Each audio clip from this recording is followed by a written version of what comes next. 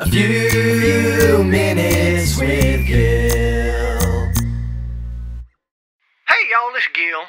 Hey Brandon, y'all was asking for some first race reports.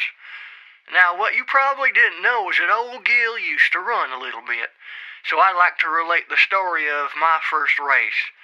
Now this wasn't exactly an official race, but there was a gun to start us off, and running fast was pretty much essential. Now this is back when I was a young lad, and me and the sniffer and big-eared Eugene heard that weird Mr. Wickersham was making apple juice in an old barn behind his farmhouse. So one Saturday evening we proceeded to sneak into that barn to check it out and maybe sample some juice. Now I was an apple juice connoisseur back in the day, not a big fan of the Gravensteins, but was really partial to the Jonathans, even though I'm more of a Brayburn man now. Anyhow, we hid in the backyard and waited until weird Mr. Wickersham and his wife, Unstable Mabel, turned all the lights off in their house and whatnot. Then we slowly proceeded to work our way into that apple juice barn. Yeah, I felt sneakier than a vote counter at Al Franken's election headquarters, but when we got in, we was a bit concerned since the little setup he had, it didn't look like no apple juice making contraption to me. Come to think of it, they didn't have no apple trees on their farm neither.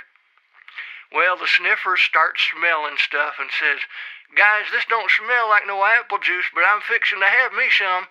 Then big-eared Eugene says, "I hear somebody outside." And the dogs was barking and we hear a man yelling, "I'm about to pepper y'all," which I thought was a nice gesture, thinking we could use a little seasoning in these drinks.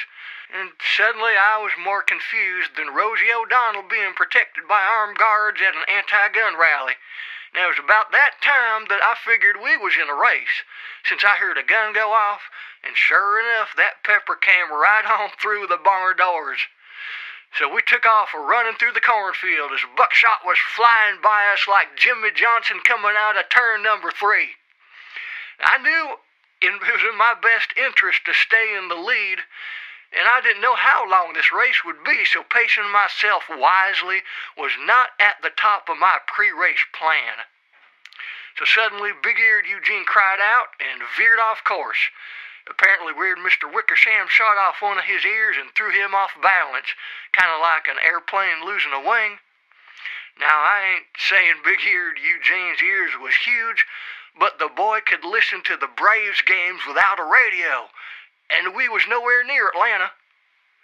Then the sniffer done ran into a family of skunks and got sprayed by more than just buckshot, so he dropped off the pace.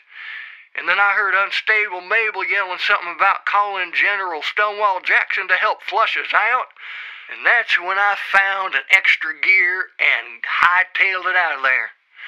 Well, long story, not quite as long, I won the race. I ended up with a bit of buckshot lodged between my gluteus and my maximus. Fortunately, the damage was minimus. And then the next day I made up a finisher's medal out of the extracted buckshot and my sister's hair ribbon, and then I wore it proudly to school that Monday. Well, we never returned to that farm, and I heard a few weeks later that weird Mr. Wickersham was arrested by the feds. Apparently he was making that juice without a license. As for his wife, Unstable Mabel, she's now in the U.S. Senate chairing up the Ethics Committee.